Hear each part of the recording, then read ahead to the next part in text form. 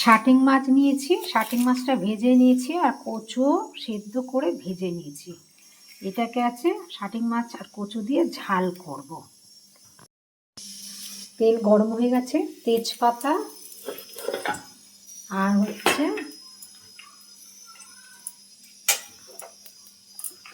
পেঁয়াজ কুচি দিয়ে দিচ্ছি।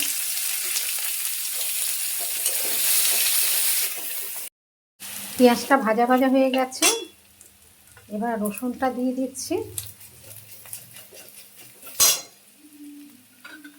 আদা দিয়ে দিচ্ছি আর টমেটো দিয়ে দিচ্ছি।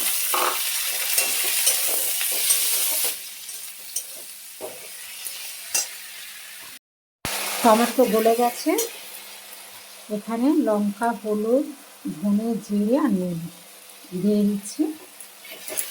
এটাকে ভালো করে কষে নেব, সামান্য একটু জল দিয়ে ভালো করে কষে নেব।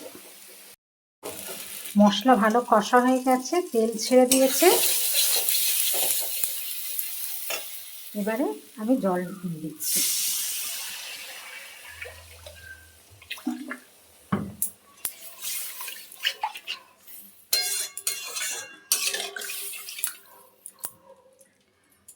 ঢাকা দিয়ে দিচ্ছি, ঝোল ফুটলে মাছ আর কচু দিয়ে। ঝোল ফুটে গেছে, এবার মাছটা দিয়ে দেব। এই মাছটা একটু সিদ্ধ হতে সময় লাগে, ওই জন্য মাছটা আগে দেব আর কচুটা পরে দেব, দিয়ে আবার ঢাকা দিয়ে দেবো। এবার কচুটা ভেজে রেখেছিলাম, কচুটা দিয়ে দেব।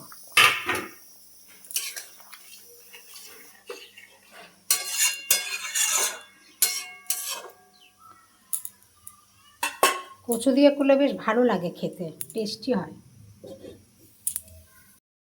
শাটিং মাছের ঝাল হয়ে গেছে, এবার নামাবার আগে হচ্ছে ধনেপাতা দিয়ে গ্যাসটা বন্ধ করে দেওয়া।